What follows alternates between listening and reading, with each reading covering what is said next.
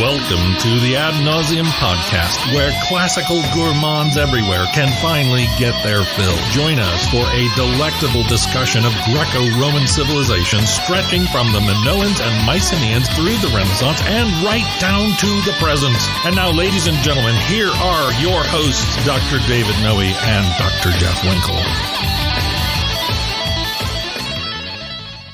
Welcome, listeners, to episode 74 of the Ad Nauseam podcast. We are here on a bitterly cold February evening. Michigan, make up your mind. Seriously. Yeah, my kids have a snow day, another snow day tomorrow. Snow day? I'm going to go out of my mind. There's no way. Yeah, You're staying home? Well, what am I supposed to do? I have young children. I can't just abandon them. No, I said they're staying home. Well, yeah, if there's a snow day, they're staying home and I'm there with them. Okay, so you're the real victim here. I am the real victim here. Right, I love my family, but we've had a lot of togetherness lately. A lot of togetherness, compounded with the COVIDs and so forth. Enough already. All right, let's get on to the Ad Nauseam. All right. My name is Dr. David C. Noe, and we are here in the vomitorium on a Februscary evening with my good friend, Dr. Jeffrey T. Winkle. And how are you, Jeff? Well, I think I just told you how I felt. Okay, never mind. Things, right? No, but no, I'm doing well. I'm excited about the topic. How are you doing? Thank you for asking. Yes, I'm doing well. Yeah, it's probably too early to plug any beverages that support us, but let's just say I had a cup of tea earlier today. Oh, no caffeine, but very invigorating. That explains the bounce in your step this evening? The bounce in my step. No one's ever accused me of that. So tonight we're going to be talking about the boy wonder of 5th century Athens. We are. Alcibiades. Yes, Alcibiades, Alcibiades.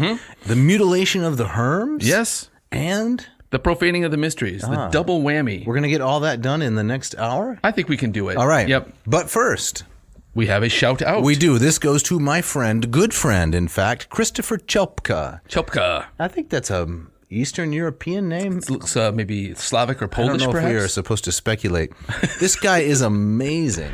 Tell me about him. He used to be a professional cellist. Really? Yes, and now he's a pastor in the sun-drenched, sun-soaked region of Arizona. What part of Arizona is he from? I think he's in Tucson. Is that how we say Tucson? that? Tucson. Tucson. Right. With his wife and kids. He's an OPC pastor like myself. He enjoys classics because it's so enjoyable. And is he getting that from this podcast? Yeah, can you believe it? Yeah. He calls it interesting, inspiring, amusing, layered. Layered? Yeah. Man. Like a wedding cake. Yes. And beautiful. He has been listening to AN from the beginning with his son, 15 years old. He loves the show, recommends it often. Oh, man. A self-described super fan. See, he's just, can we describe him as a super fan? Well, he says that he is. Okay. He identifies as a super fan. Okay, well, then he's a super fan. Yeah. And he's the owner of a Ratio 8.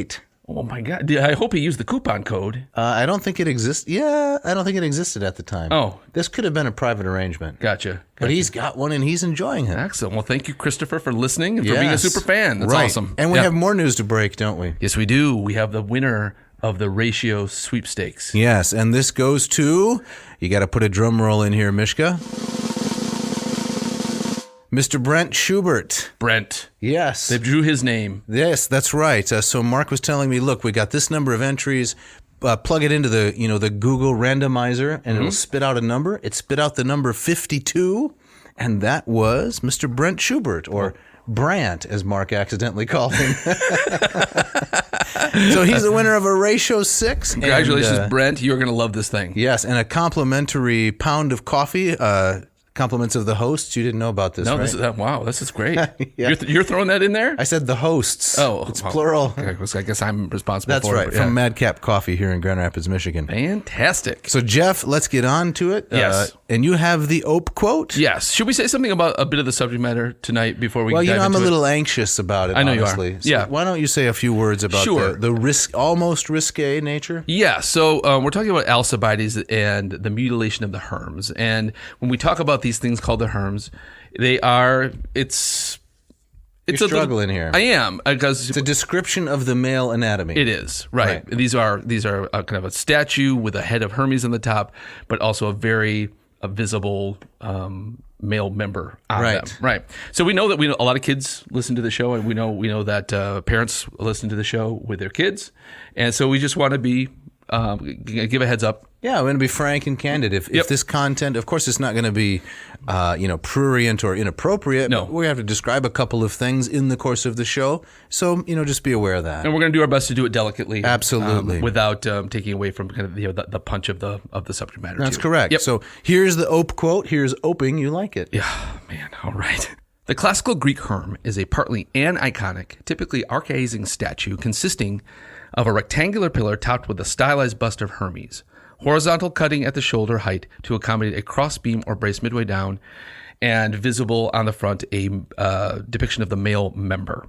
The herms, says Thucydides, is an ubiquitous Athenian icon. While the origin of the herm remains controversial, its widespread popularity is well attested. According to the Pseudo-Platonic Hipparchus, the herms were initiated by Hipparchus as distance markers halfway between Athens and each of its rural demes. They included within Athens a three-headed herm at a crossroads in the northwest corner of the city, near what would have been the city's principal gateway, pointing to the direction of the various paths.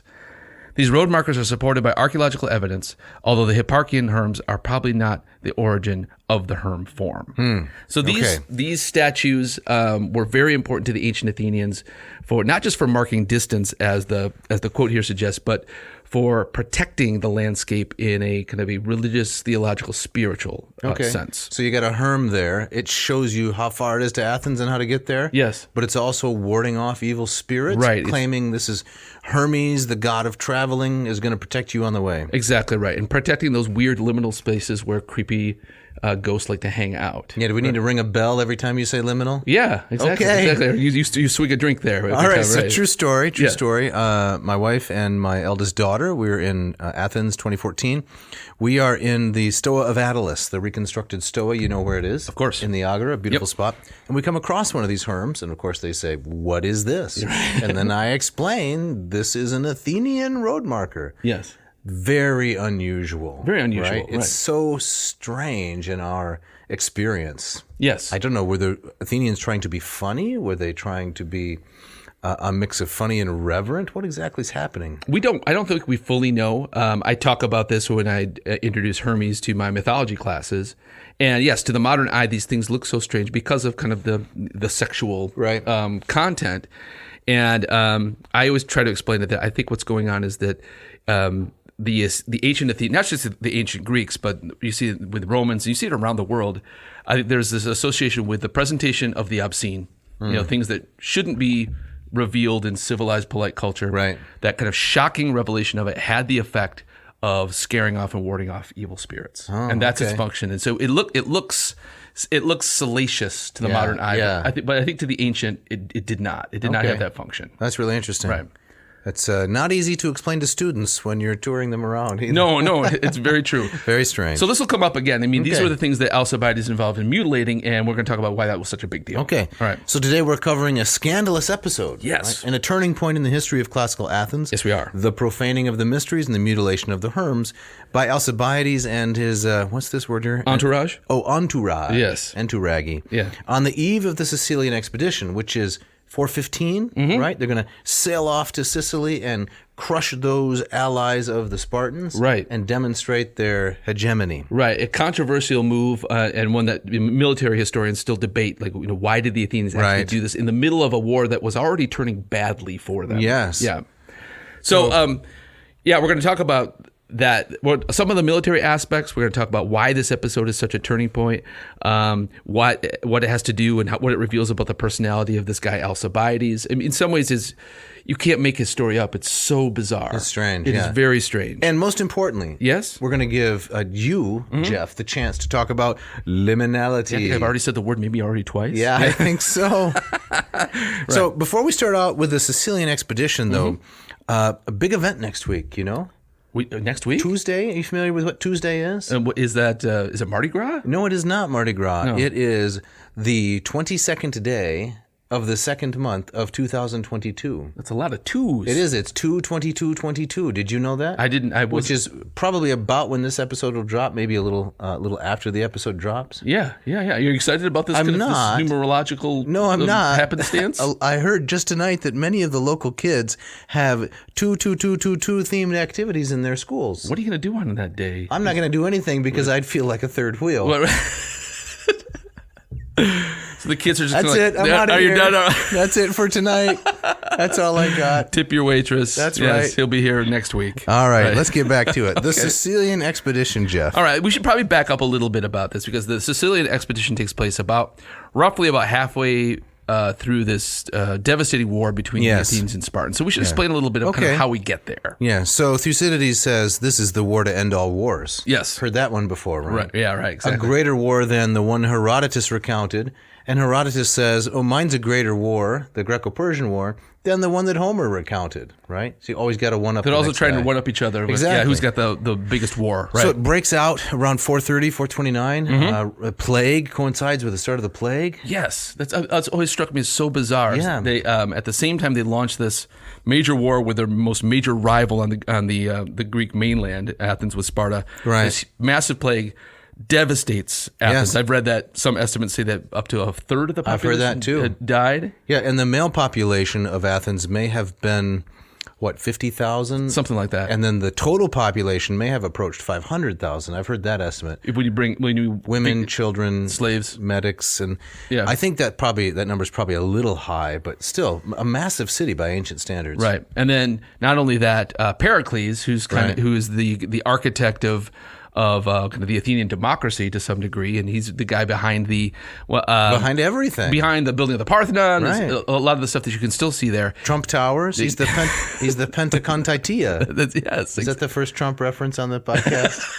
I think if we go way back, there might have been a couple. Good memory. Yeah. The Pentacontaitia, right? The amazing 50 years, unrivaled until the Medici. He was the guy, and boom. He dies from the plague. Dies in the plague. But the Athenians, they carry on. We're going to continue to prosecute this war, and we're going to continue the massive monumental building plan on the Acropolis. Yes. They're not going to interrupt that during the war. No, they're not going to do that too. It's incredible. So I think it's one of those those what if questions. If what would the history have looked different if Pericles had survived and they had more kind of his hand on the tiller? I don't know. I think there's some evidence that he was already kind of on the outs, past his prime. Yeah, but at any rate, I hadn't heard that before, but I believe it. Yeah. So during if we go back even further, so the Greeks, the various Greek city-states banded together in kind of this hesitant alliance to push back the Persian threat. Correct. Right. It happened on 3 different occasions, right? Yes. 499, 495, the first Persian threat. Then you've got the place we visited in 490, right? Yes, Marathon. 10 years later in 480, and then what would be the fall of 480 and the spring of 479, something like that. You got the other 3 major battles. Thermopylae, Plataea, and Salamis. Yeah. And drove the Persians back, right? So it was a watershed moment. The first tragedy, actually, by Aeschylus is on the Persians and how we beat them. Yes, right. The one tragedy that survives that's not about a mythological subject. Yes. Yeah. And so this is a moment of pan-Hellenism, a brief moment. Right. And then it all falls apart. It is. And Aeschylus, I think he's for a tragedian, he's pretty enthusiastic about the possibility of a kind of a pan-Hellenic culture that's kind of but run by Athens. Oh yeah, and the possibilities of kind of the democracy being kind of a partnership with the gods. Right. But already during the Persian Wars, you're having this buildup of Spartan power and Athenian power, and to me, they're kind of destined to clash. Well, and you have lots of examples. This is for another episode of Athenian overreach. Yeah. Right? With the Delian League. Yes. So all the different city-states, they gather up all this money and they join the Delian League. They deposit on the island of Mytilene. Yeah. Is that right? I think that's right. That's right. Yeah. And so Thucydides talks about this in his history, how the Athenians go and they just they loot the treasury of the Delian League. And, and it was definitely the nadir of Athenian morality. Right. They say, well, we suffered the most in the war. They burned our Acropolis. We're the main defenders of the whole enterprise. We deserve that money. Right. And then these satellite states, the Athenians demand you either pay us, tribute with money, right, or you contribute ships to our navy. Yes. And the Athenian navy was, of course, what in many ways you won that second wave of the Persian War at Salamis. Yep. And so you by giving ships to the Athenian navy as a satellite city-state, you're almost ensuring that Athens is going to stay at the top of that heap. For sure. Yep. And then so you probably have many people around the Aegeans saying, so we threw off the Persians, now we have Athenian masters. Right, exactly. We've gone from frying pan to the fire, or just a lateral move. Mm-hmm. Yeah.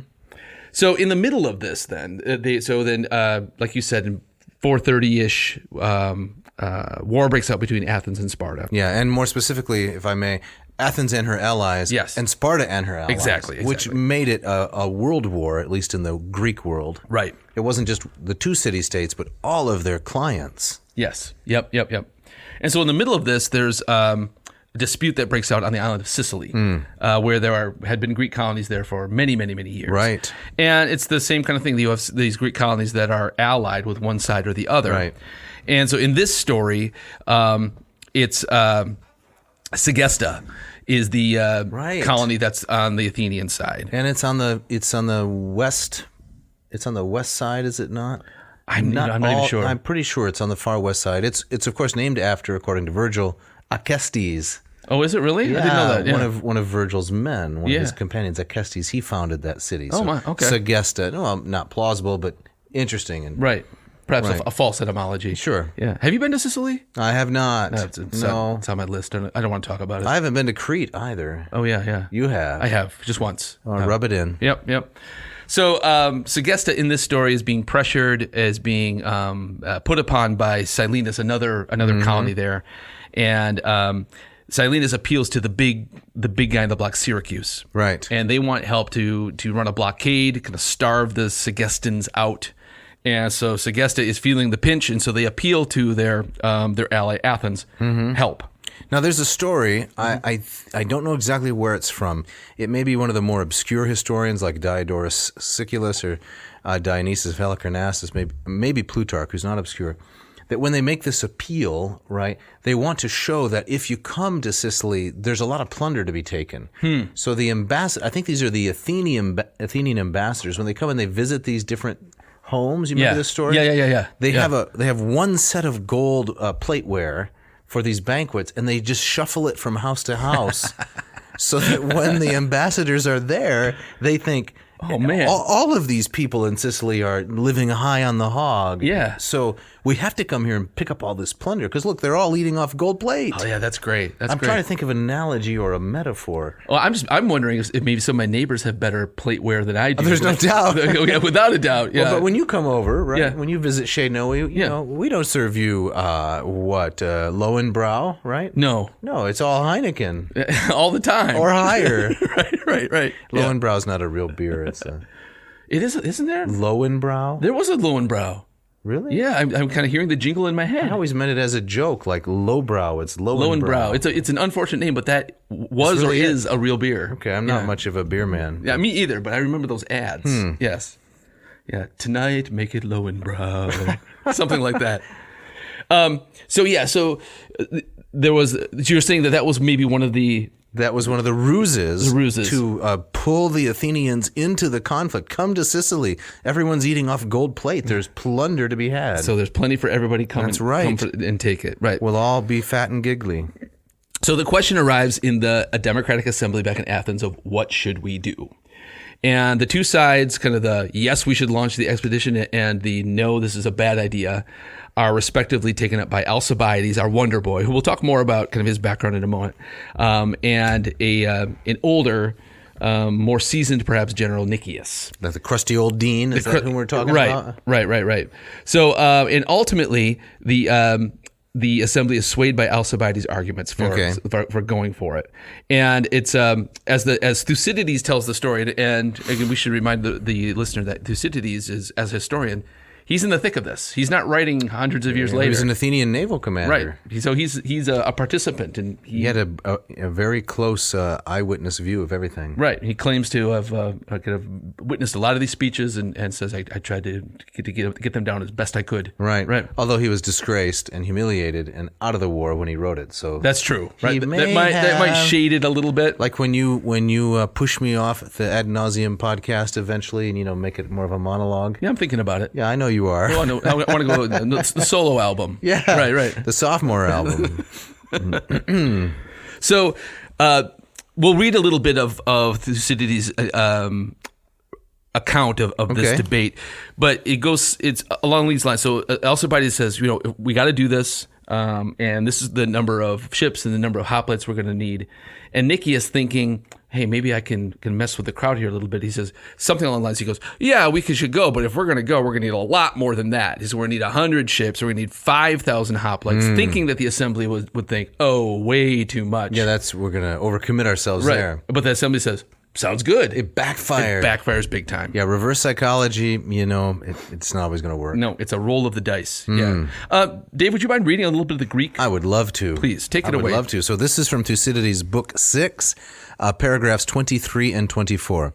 Ein gar autoi elphomen enthende me antipalon monon paraskewasamanoi plein gepros to machimon auton to hoplitikon ala kai hyperbolantes tois pasi molles hutos hoioite esometheton men kratein tada kai dia sosai. Polente nomisai chrei en ala fulois, kai polemeois oiki untas ienai, hus prepe te prote hemera he an kataskosin, elthus kratentes geis, edenai hoti ein sphalontai panta polemia hexusin. I think Thucydides would be very proud. I hope so. He'd probably laugh me out of the court. He would say, you're just a barbarian. How could you butcher this beautiful prose I've written? I disagree. I disagree. Greek is tonal, right? Goes up and down like that. I kind of wish you would have thrown some of that in. I can't do it very well. Right, yeah. It's music. Right. Anyway, thanks for the compliment. Sure. And looking at this Greek, have you translated some Thucydides? Very little. It's brutal. It's challenging. It's very challenging. This Greek I'm looking at here doesn't look that bad, but no. I mean, I could sight read a fair amount of it, but right. I've done less Thucydides than Plato and Herodotus, for sure. But yeah, the stuff. I remember doing a seminar in graduate school and just beating my head against the desk. Tough. It's tough stuff, right? All right, so the translation we're going to read goes a bit beyond the Greek that Dave just read. And is this is Richard Crawley? Right? Richard Crawley translation, right? Mm-hmm. I took it from the Perseus Project website. Yeah. Which you use that ever? Fairly often, yeah. Usually to grab the Greek text or the Latin text. Right. For translations, I usually go with a PDF, a public domain lobe or something if I don't have time to do it on my own. Yeah. So this is the translation that's available on the Perseus website, and it's maybe not the best one, but it's very readable. Now, I just have to ask, is someone going to send in some obit information and other trivia about Richard Crawley? I don't know if we know anything about Mr. Crawley. I don't know anything. No. It might make your skin crawly. I don't know do we want to do a deep dive into Crawley? No. Go for it. All right. So why don't I read the translation for 23 and then can you pick it up at 24? Absolutely. All right. So I believe this is Nicias speaking here. Indeed, even if we leave Athens with a force not only equal to that of the enemy, except in the number of heavy infantry in the field, but even at all points superior to him, we shall still find it difficult to conquer Sicily or save ourselves. We must not disguise from ourselves that we go to found a city among strangers and enemies, and that he who undertakes such an enterprise should be prepared to become master of the country the first day he lands, or failing in this, to find everything hostile to him. Fearing this, and knowing that we shall have need of much good counsel and more good fortune, a hard matter for mortal man to aspire to, I wish as far as may be to make myself independent of fortune before sailing, and when I do sail, to be as safe as a strong force can make me. This I believe to be surest for the country at large, and safest for us to go who are to go on the expedition. If anyone thinks differently, I resign to him my command. Okay. With this, Nicias concluded, thinking that he should either disgust the Athenians by the magnitude of the undertaking, or, if obliged to sail on the expedition, would thus do so in the safest way possible. The Athenians, however, far from having their taste for the voyage taken away by the burdensomeness of the preparations, became more eager for it than ever. And just the contrary took place of what Nicias had thought, as it was held that he had given good advice and that the expedition would be the safest in the world. All alike fell in love with the enterprise. The older men thought that they would either subdue the places against which they were to sail, or at all events, with so large a force, meet with no disaster. Those in the prime of life felt a longing for foreign sights and spectacles, and had no doubt that they should come safe home again, while the idea of the common people and the soldiery was to earn wages at the moment and make conquests that would supply a never-ending fund of pay for the future.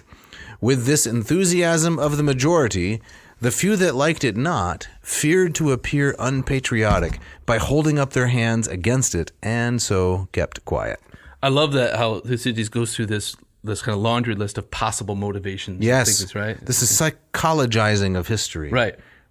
Now, the key difference, so I understand, I'm neither an expert in Herodotus or in Thucydides, but the key differences that I understand is, A, Herodotus is a rollicking storyteller. Yes. Who pulls in as much of as much as he knows from every source possible and just says, this might be true, that might be true.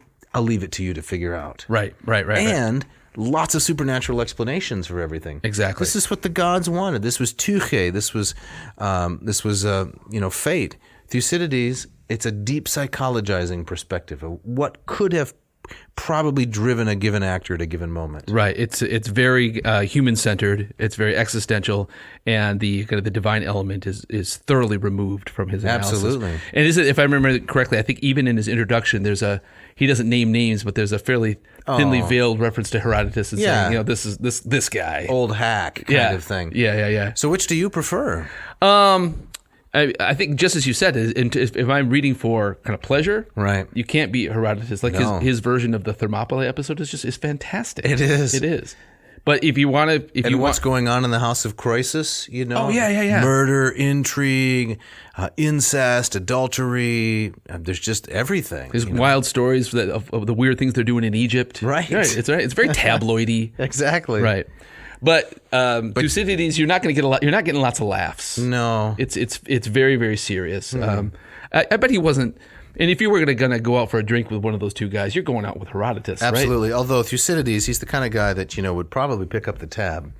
You think so? Well, he's got so much self-discipline, right? Everything is just Yeah. He probably would arrange a valet or something. He'd have it all worked out and scoped out. Yeah. For the first 4 parts of our conversation this evening, we'll be discussing, Herodotus, very, very different. Do you think Thucydides would have set a good spread on the table, though, or would it be kind of bread and water? It'd be pretty sparse, I think. Right. It'd be pretty lean. So, also, so he gives all these wonderful possible motivations of why people are, enthusiastic or quietly voting for this motion. But you also have kind of in some ways a classic Herodotean setup. This is hubris about to meet Nemesis. That's right. Right. Brilliant. So you can't avoid that. Yeah. So just to define some terms for our audience, in case they might, I know we have probably the most sophisticated audience, without a doubt. Oh, of course. But hubris, right? Hubrizo means to aspire to things that are above your rank. Yeah. You can't do that. No, right? no. Right. If you got the goods, you boast, but only to that level. To go above is hubris. And the nemesis? Nemesis, well, that's that force that kind of takes you from the top of the slide to the bottom of the slide. Knocks you right down. It's all shoots no ladders, you might say. Exactly right. And so there's that kind of that Greek notion of balance and being in the middle, right? So Daedalus and Icarus, Daedalus tells Icarus, don't fly too high. That's the one everybody knows. But he also tells him, don't fly too low. Yes, because if you fly too low, the water will kick up into your wings and drag you down. So you got to find that middle space. Aristotle, you want a little Aristotle? The maiden agon. Yes. Nothing in excess. Nothing in excess. Yeah. Right. Keep an even keel. Right. So if you can graph out the journey of a hubristic actor, when he goes from the very top to the very bottom, it evens out in the middle. So before we move on to Alcibiades, can we just take a moment to look at some of the specifics of the motivations? Because this is quite fascinating. Yeah, please. I'll try to be brief here, but he says the old men thought they would either subdue the places against which they were to sail, or at all events, they'd suffer nothing, meet no disaster.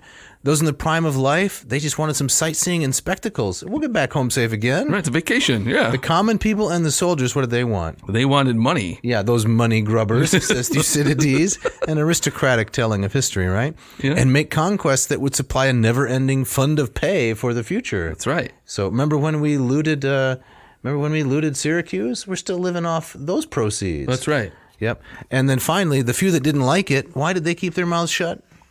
They didn't want to look unpatriotic. Yeah. Right. I'm sure that's never happened in any war. No, right? no. I mean, especially that last line. It's brilliant. It's brilliant. He's got the finger on the pulse there. Yes. Right. Nobody wants to be a part of an unpopular cause. Right. So yeah, I think that if Herodotus were telling this episode, I think he would treat the Athenian assembly much more as kind of a one-minded collective. That's a good point. Yeah. But so yeah, it also it kind of reminds me too of this is kind of like another expedition to Troy. And the various, the only person that really cared about bringing Helen back was Menelaus. Right. Everybody else was going for different reasons. They were very opportunistic. Yes. Right. Now, here's a good plausible reason to go attack Troy. It's because of adultery and, insults to our honor. Yeah. It really wasn't about that at all. No. Which is why Achilles and Odysseus famously said, we don't want any part of this. Right. They were hiding. They were faking insanity. Right. Yeah. Achilles was dressing up as a woman. Yeah, exactly. Yeah. Mm-hmm. And I mean, they were also. I think they were also thinking about what kind of silverware the Trojans had that they could swipe. Yeah, right. Nice connection there. Yep. All right, so we're going to get around to talking about Alcibiades and get down to the scandal that's in the title of the episode. But we should probably pause and do some ads. Let's do that.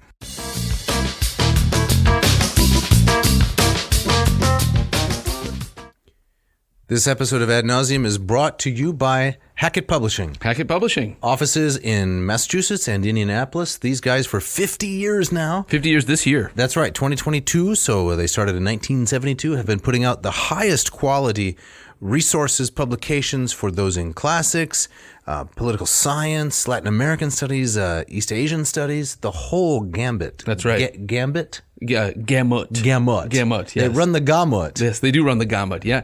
I recently picked up a translation of Aristophanes' Frogs. Oh, yeah. Hackett. And I'm sorry, I'm blanking on the translator's name, but it's my favorite play. Right. So I'm always interested how different approaches, but yeah, it's a sleek package. It's very affordable and a really interesting, lively translation. Yeah, I think we should just say right now what the listener and viewer can get if they go to Hackett. Yes, if they go to hackettpublishing.com, they get 20% off. Yes, not only that, they get free shipping too. Yes, so they have to select the title, drop it in their back pocket. Yep, no, the grocery basket. Well, that's the metaphor. Shove it into your pocket. You could. Yeah. There's a virtual pocket. Why don't people use virtual pockets? Why do they have to use a virtual shopping cart? Because that's like stealing. It's like you're just grabbing off the website and shoving it in your pocket. I know, but when's the last time you went to a bookstore and used a grocery cart? How many books are you buying? That's a mixed metaphor is what that is. Last time I was at a bookstore, I think they did have the little... the little kind of emasculating basket. But I've never seen anybody use one. Was it emasculating? It was emasculating. So put it in there. Yes. Just put it in there, and you'll get 20% off and free shipping. It's phenomenal. But you have to put in the code, though. The code. Which is got to get to the code. AN2022. That's right. So listener, viewer, you got to check this out. It's a great deal. This episode of Ad Nauseam also brought to you by the Gold River Trading Company. I tried some of their new teas this week. I tried the one you suggested, the cacao. Did you try the cacao? The cacao, sorry, yes. You can drink it, but you can't pronounce it. That's right. I think that's their slogan, isn't it? It tastes better than it sounds? Yes. No, something like that. It tastes better than Jeff can pronounce it. And it was great. Delicious, isn't it? And a nice aroma. Very good. It's a chocolatey and fresh. There's nothing stale about it. Yeah, my son actually said, "Dad, are you making hot chocolate?" Yeah. And I said, "This is not for you." Oh, no. No, step away. Step away from the receptacle. This is much, much better. Much, much better. So I was pleasantly surprised. It's not something I would ordinarily, go for and drink, but it was great. I love their gunpowder green. Yes. And their black teas. So you're like those middle-aged Athenians we were just talking about who say, "Hey, let's do something adventurous." Yeah, exactly right. Let's try some of this cacao tea. Well, they were talking about invading Sicily. Well, okay. So, I mean, doing apples and oranges. 6 of one, half a dozen of another. Try a new tea, invade Sicily. Yeah. I had some today as well. What'd you have? I had the cacao, and I had it in my little device with this. Got a plunger and a spring. I don't think you got one of these. No. Sorry. A plunger and a spring and a little ball, and you put the cacao leaves in there, and you steep it. The instructions are very clear. Absolutely fantastic. Delicious. I think you're kind of implying that your cacao is better than what I had because I don't have all the fancy little gadgets. Well, I don't know what to say. Gadgets? Yeah. So, listener, go to goldriverco.com. Yes. Just like it sounds. Shop around. It's a great website. They've got the gunpowder black, green. The gunpowder green. Yes. And I forget the name of the black one, but that's also very, very good. It is very good. And the pyramidal satchels and so forth. Yeah. Pick out what you like. Drop it in your whatever you're going to call it, your cardboard box, and then enter this code at checkout to receive 10% off. ANTEA. Yes, we want you to up the ante. Ante. Ad nauseum T. Exactly. This episode is also brought to you by Ratio Coffee. Ratio Coffee in Portland, Oregon has been making fine coffee machines for a low this past decade. You have the 6. I got the 6. You're about to graduate to an 8. I am. I'm very excited about to graduate. And I have an 8 with oyster color and nice walnut accents. It's a beautiful machine. Yeah. Yeah. No, my machine is very popular at my house. And I told my wife that, hey, we're going to upgrade to an 8. Was she hesitant? She was. She's a conservative woman, right? Well, yes, and she's skeptical because she really likes the 6 and says, well, is this really going to be better? Or are we going to regret this? What kind of hobunk coffee machine are we going to get? Exactly right. It does invite the question, though. Yeah. What happened to the Ratio 7? Where did that go? Yeah. Yeah. Did it just skip the step? Well, if you remember back when we were working in my garage this summer, we tried to put together a Ratio 7 and sent it off to Mark. What a disaster. And what did he say? Was it? I don't even think we would repeat it. You guys stick to classics. I'll make the coffee machines. Yes, exactly. Ratio 7. Everyone knows a coffee machine needs an even number.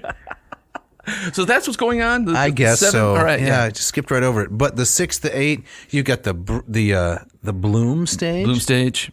The brew stage. The brew stage. And then the ready. The ready stage. And that's where the magic comes. Yes. Yep. That's my favorite stage because then I can actually drink it. Yeah. I had a great pot this morning. So listener, viewer, here's what we'd like you to do.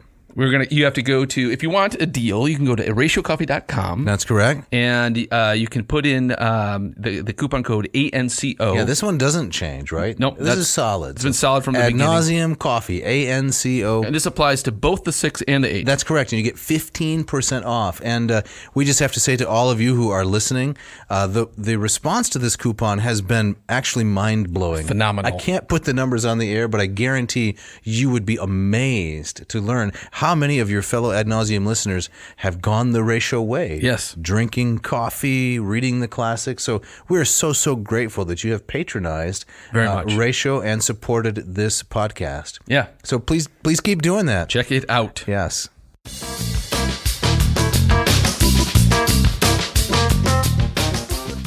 All right, Jeff. So as we get back into it, we're going to use one of my favorite words. Yes. Pivot. We're going to pivot.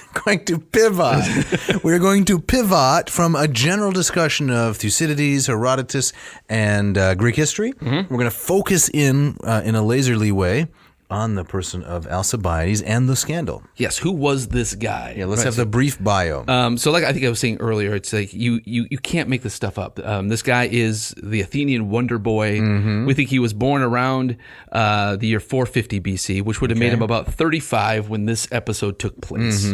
Born to wealth, very well educated, comes from a very well established family. Wasn't he related to Kimon? Yes, from Kimon's family. Right. So he was kind of a hero and at times a heel of the Greco-Persian Wars. Yeah. So he was kind of born to greatness and expected greatness. Yeah, to the manner born, you might say. Yep.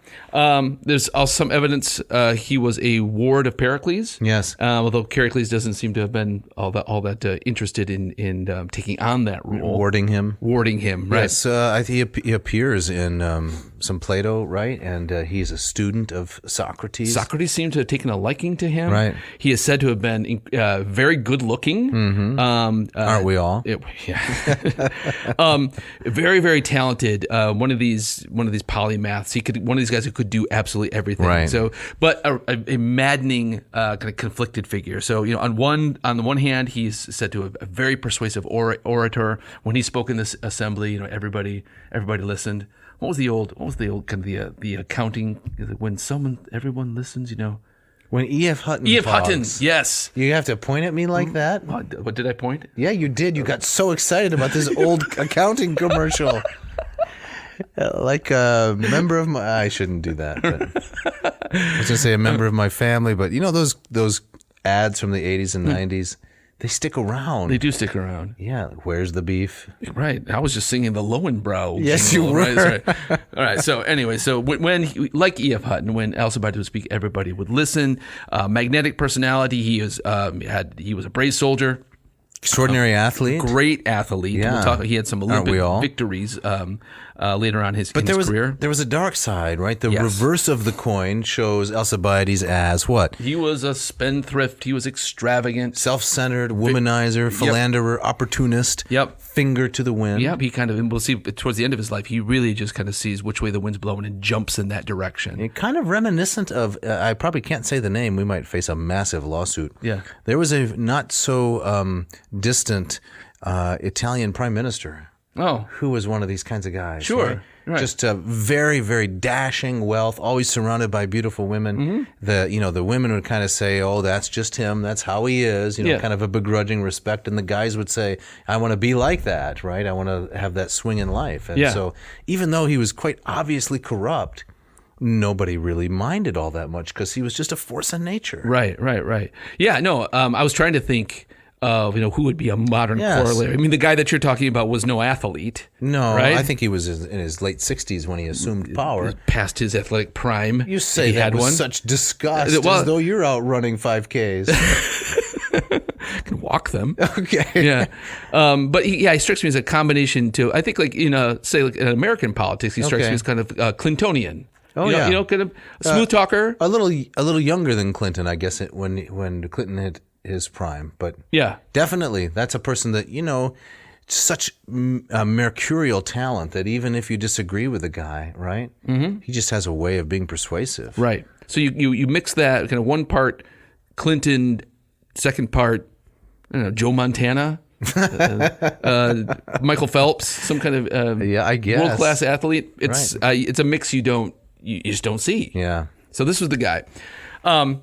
And so, speaking of his athletic prowess, in the year 416, right in the middle of the war, he competes in the Olympic Games. Which is like, it's kind of like Athenian NASCAR, isn't it? Yes. I would say. It was the premier event. Right. And well, I mean, NASCAR, that has cultural connotations for some people that they don't like. I don't care. But yeah. NASCAR is just massively popular, is my point. It's huge, yep. And I guess it's so exciting. I've never been to an event. I don't really watch it. But the people who are there, they're all in, right? Yeah. This is gripping. And that's what chariot racing is like for the Athenians. Right.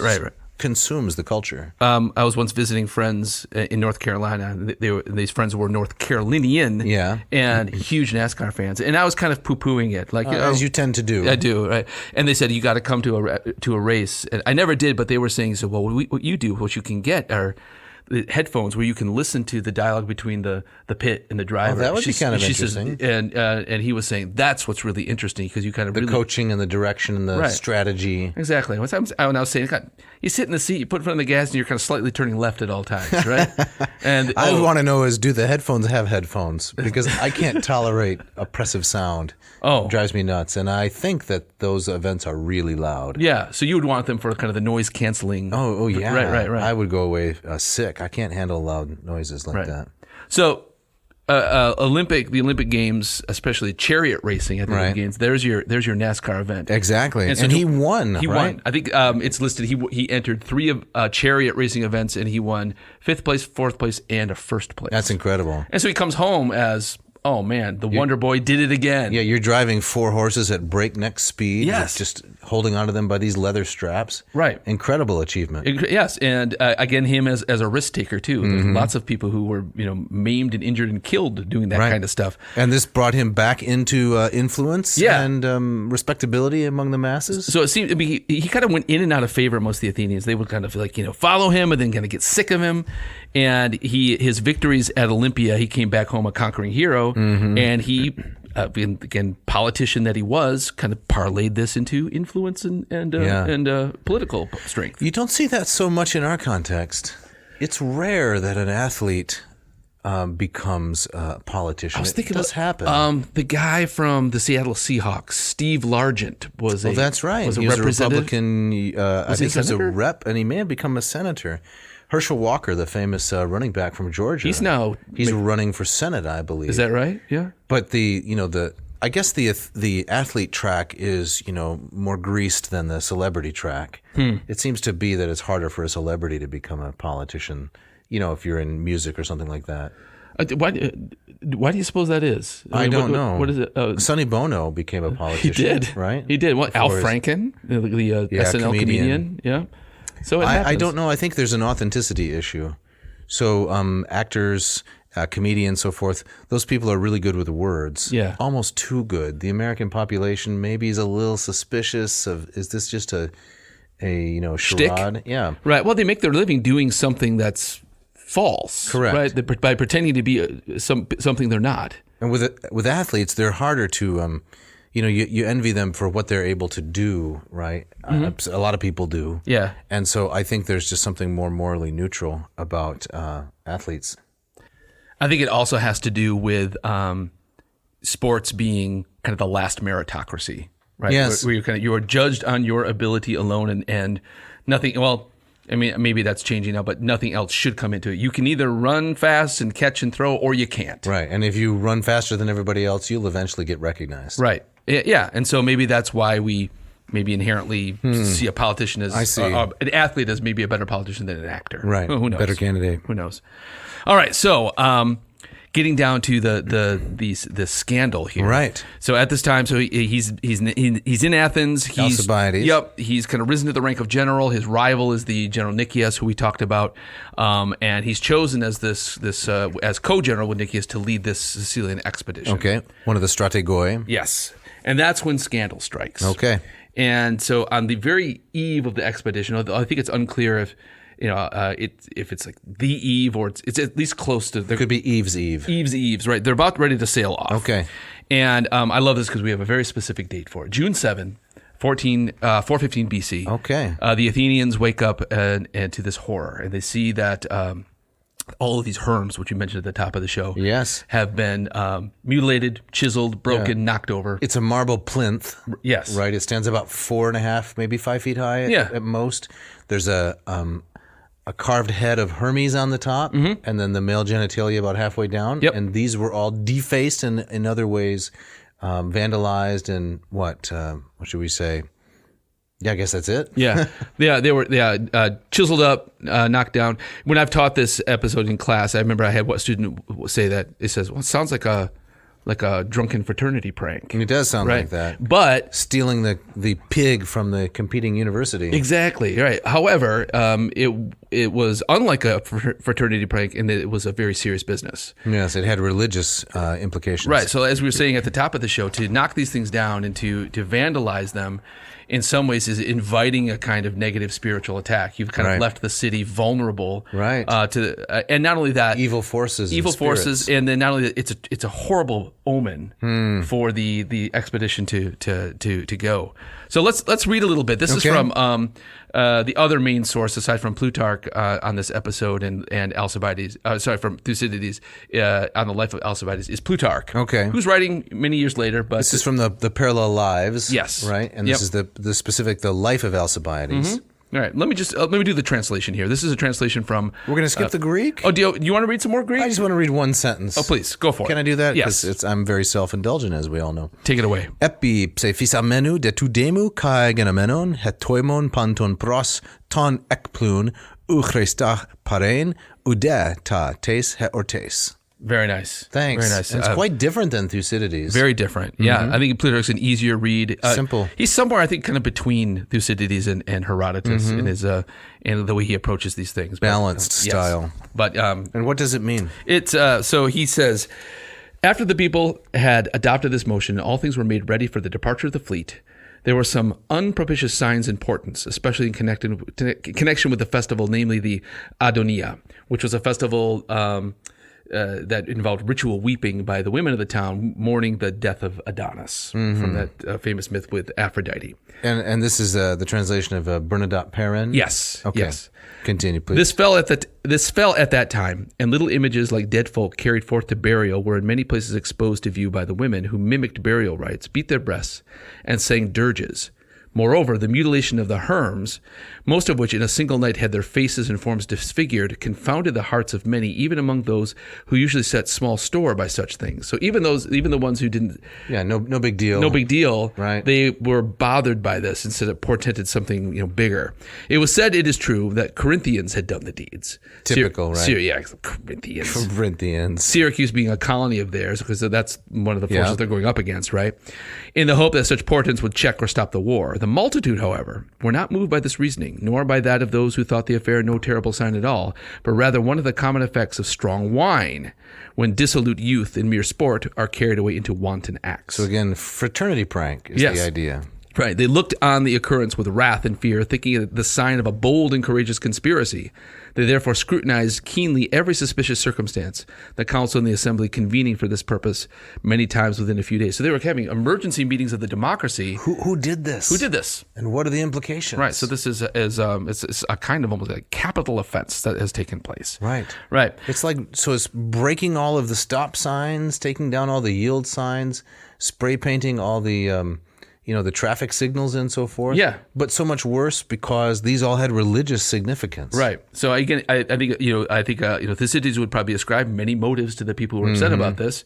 And to be honest, from Plutarch's take on this, we're not exactly sure if Alcibiades was behind this, but he seems to suggest that his enemies jumped on this and said, oh, yeah, this is a good way to take him down. Right. And so Alcibiades had a particular kind of enemy in town named Androcles. And he starts rounding up witnesses. Plutarch suggests that maybe he's paying people off, false witness. So this is a rival, this guy? A political rival, someone who resented Alcibiades' kind of quick rise to power. And the second major enemy, right? He had Nicias, right? Now there's the Androcles also kind of against him. You don't live a life like Alcibiades lived without making a few enemies down the road.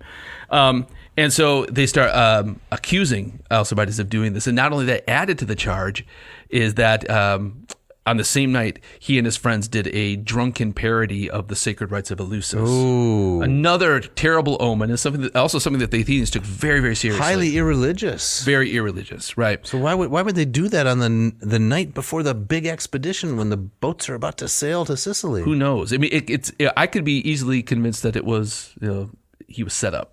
Maybe something to that effect. We'll never know. But there's enough of this going on that people start to more and more fingers are pointing at Alcibiades, and this is when he's charged with Asebeia, right? Asebeia, right? So there's the charge of impiety, right? And this comes with a hemlock if you're found convicted. So this is serious business, right? So this is also quite unusual to our experience as well, right? Those who are more politically progressive, I've often heard them complain about the melding of church and state in America, right? That there are a lot of religious overtones in a lot of our public rituals. Right. I'm sympathetic to that complaint. It is there in a lot of places, but it's hard for us to imagine that someone could be actually charged and tried because they didn't say a prayer properly. They didn't say God bless America at the end of their State of the Union speech. Right. It doesn't rise to the level of illegality. Right. It wasn't taken so seriously. Right. Yeah, I see it. It kind of bubbles up when someone puts a display of the Ten Commandments on state property, right? And then people get upset about it on both sides. Both sides, right? Take it down, keep it up. It's up. a matter of life and death. It goes both ways. Right.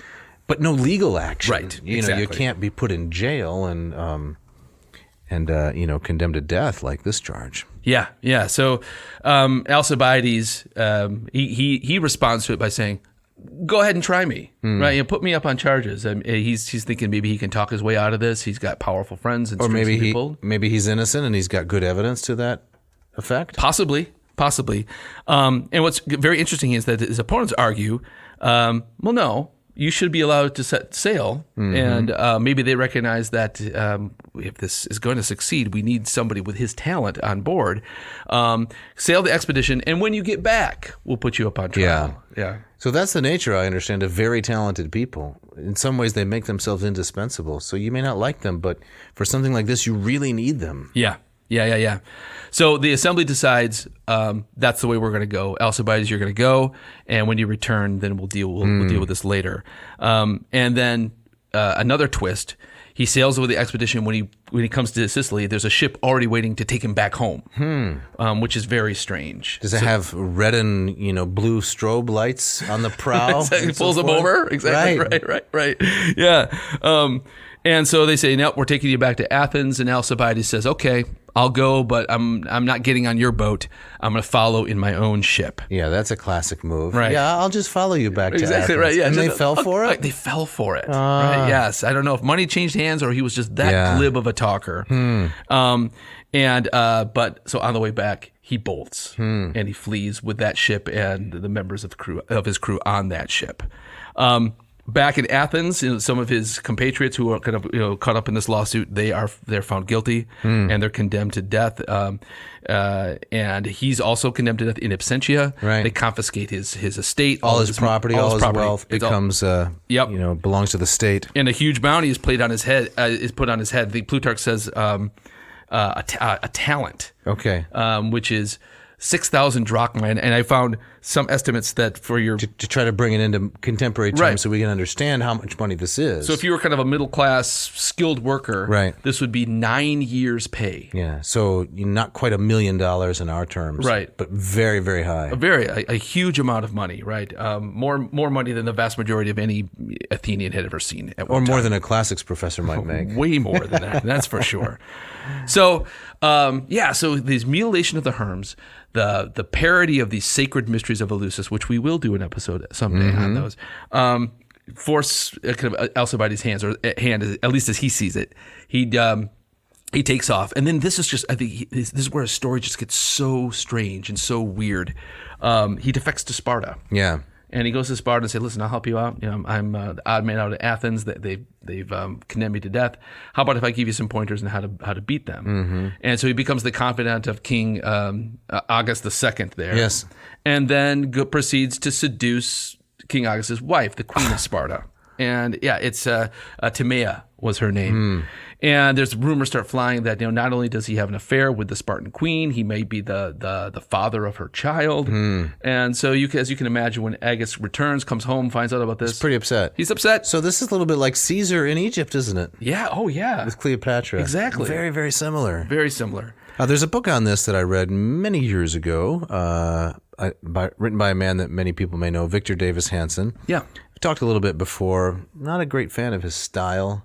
Thereby, he'll never be a guest on the podcast because I just said that. But the book, A War Like No Other, covers these events and covers them very well. Yeah, he's a recognized expert on Thucydides. Absolutely. And a great military historian. He's done all his homework and then some. Right.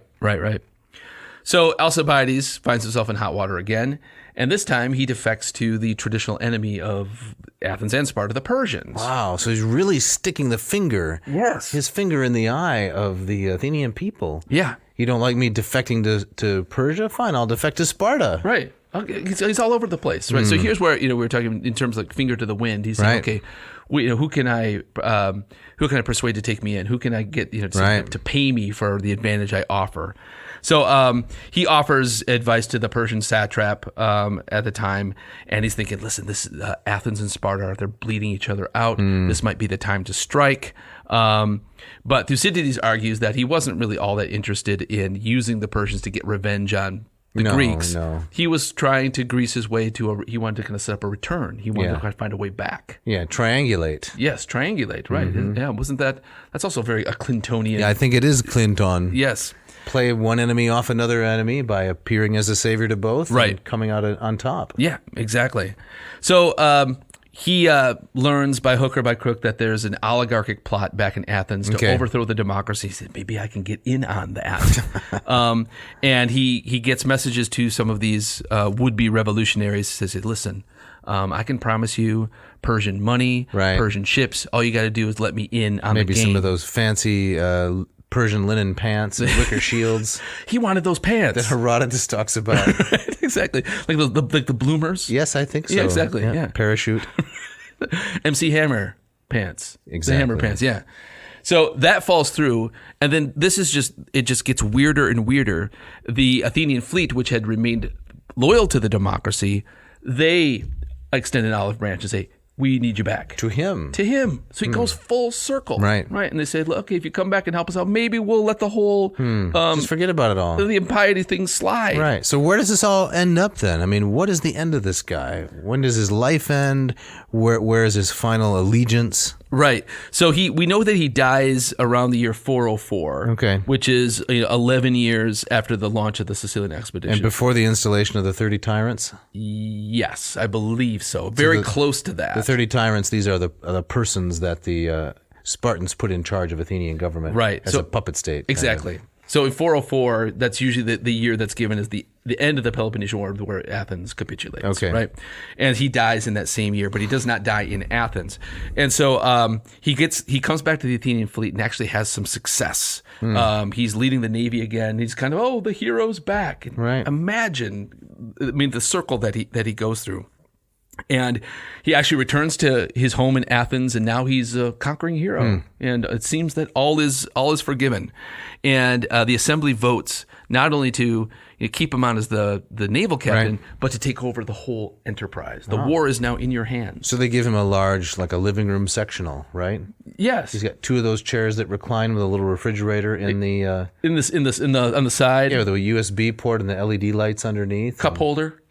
Yeah. He's got an Ottoman. The whole thing. He's living the life. He is living the life. You just got a little picture of what I think is high luxury and, the privileges of power. Yeah, down in the man cave with the Living room sectional.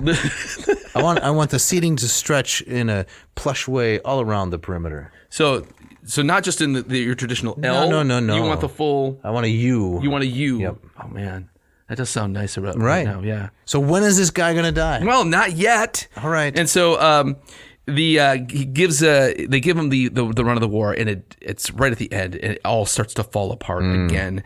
And so by the year 405, right before the end, Alcibiades again says, I better get out of here before they decide to execute me. Right. And he goes up to he has an estate up in Thrace. Where Don't we all? it doesn't seem like a place to get away from it all, right? Not But really. It's wild and uninhabited. That's how It's not like going to Aruba, though. No. But maybe they have better sectionals up there. Yeah. So the Spartans start to overwhelm the Athenian army and the fleet, and even he starts to feel the heat up in Thrace. So he flees one more time to Phrygia, kind of North Turkey, Right. As we would call it, Just south of the Black Sea, right in there. Yes, and he begs for protection from the local Persian governor there, who offers it, but the Spartans eventually hunt him down. And the Spartans are, they've wanted revenge for what he did to them, abandoning them, seducing their queen. They've got a bounty on his head as well, and they wear the governor down by hook or by crook, and he reveals, he's living in that house over there. And I think, according to one story, I think it might be from Plutarch, is that Alcibiades kind of runs out of the house, kind of one last stand. Yeah. It was almost like you heard like suicide by cop. Yeah, You kind of run at the. He's being courageous. Courageous, and The frogmen get him. they get him and they shoot him down, and thus ends Alcibiades. As played by Jason Statham? Who would play Alcibiades? Not Jason Statham. Maybe a younger Brad Pitt. It's got to be like a Bond-like individual, right? Yes. Real suave, but there's some danger involved. Yes, Jason Statham might not be bad. I don't know. Daniel Craig. Have you ever thought of auditioning for the part? No, I'm. This is not me. Who would I be in this particular story? I don't know. So I'd be one of the blurry extras in the background. I've always wanted to be blurry. A blurry extra? Yeah, exactly. So yeah, These pretzels are making me thirsty. Wow, that was a great line read right there. I like Thanks. that. Yeah. So you can't, like I said, you can't make this stuff up. I mean, what a life. I mean, this would make a great film. Yes, and has never been done to my knowledge. No. Some of the most rich and mineable aspects of antiquity have never been made into movies. And other episodes you think would make good films, like just off the top of your head? There's so much personal drama. Well, I think, of course, that the Carthaginian War, right? Because you have grandfathers and sons and grandsons in the 3 stages, and who's like Hannibal, right? Right. I think not too many years ago we heard rumors of Vin Diesel playing Hannibal. Did you hear that? No, I didn't. I could kind of see that, I suppose. It dropped. It never happened. No. Right. How many of those ideas kind of get so far and then they just kind of fall through? Yeah, they do. Right. I had a professor tell a story in graduate school where he had a friend whose job in Hollywood was to simply come up with like a page, just a page-length plot, and then send it off and see where it would go. Right. And the only idea that kind of made it to like the second or third stage and then dropped out. Snakes on a plane? It was even better. His idea. So the famous the Lost Legion of Varus. Yes, yeah. And so I think it was Augustus. Wake up in the middle of the night. Varus, give me back my legions. Right. The My Teutoburg eagles. Forest. Right. Yeah, eat my eagles. Right. And his idea was that the lost legions of Varus show up one day in the New York subway. They just come marching up. That was kind of his like, and the next writer take it from there. And it actually made it down the line. But, yeah. I never seen that one. No, it never was never made. Yeah. That's why. I'd watch that. I would. Yeah. Well, we got to get out of here, don't we? We're We got up to wrap against it. this up. Yep. Time is running out on us. You want to tell us a little bit about the Moss method? I would. I'd like to say if you go to mossmethod.com and check out some of my free instruction, then you can sign up for the paid instruction, and it's expert, self-paced, and accessible. What does it take you from? It takes you from a neophyte to erudite. That's right. If you start out as just a little tender shoot of a Greekling or with no information, my 30 years now, almost 30 years of studying and teaching Greek. I'm an old guy. I can impart all of that to you more or less in a compressed and accessible fashion. So if they go to mossmethod.com, they can find Exactly. There's a lot of free stuff there they There's can check free out. stuff, of course, a lot of free expert instruction, but also you can come along and study with me. And just tomorrow, we're going to have the Moss Method office hours once again. Fantastic. Jump online. We read some Greek, New Testament, Plato. We looked at some Aeschylus. We looked at some Sophocles a couple of weeks ago. It was great fun. That's better than kind of spending your time looking at the tick torque and the I think two U's so. and Absolutely, the tactic and so. Exactly. Yeah, so learn some Greek, learn some Latin. That's right. Thanks also to Mishka, our wonderful engineer, as always. Ken Tamplin and Scott Van Zen for the great music you hear. Absolutely great stuff. We got Agricola in the studio tonight. You do, our yes. videographer. Right. I'm no longer going to accuse him of skulking anymore. Recording. I'm seeing what's going on, and I'm making like us look better than we are. That's and right. Ever could be. Yep. If you like the show, we'd really like it if you could go to youtube.com/adnauseum. Don't forget the V. Yep. And sign up to watch. We're getting some good interest, aren't we? We are getting lots of people signing up, subscribing. Very grateful for watching that. Online. Yep. Send us, your questions, your suggestions. Dave@adnauseum.com. Don't forget the V. Jeff@adnauseum.com. Again, don't forget the V. Yes, tell us what you like. Tell us which of us you don't like. Could be both. Yeah. And if you purchase one of those products that we hawk, tell us about your experience. We'd love to hear it. And if you want to shout out, tell us about yourself. We will plug you. That's on right. The air. Yep. Now next week. Next week we're looking at having Ken Bratt, Oh yes. friend, advisor, mentor, back into the studio to talk about a topic that he's an expert on, of course, which is the Roman catacombs. Great subject. Yep. Places we've both visited and about which he knows a great deal. So we're going to try to get him in for the next episode. May have some bumps, but we're going to have something good teed up next week. Yes, we are. And Dave, you've got the gustatory party shot this week. I do. This is one I'm really pleased with. This is from the late Anthony Bourdain, whose life ended very sadly and tragically not too long ago. But from what I understand, he was a fantastic showman, entertainer, and cook, travel expert. And this is what he says from Kitchen Confidential, Adventures in the Culinary Underbelly. That's a great title. That's right up our alley, isn't it? We need a copy of that in the Culinary vomitorium. Underbelly. He says, too lazy to peel fresh? You don't deserve to eat garlic. I have to agree. Yes, thanks for listening. Thanks.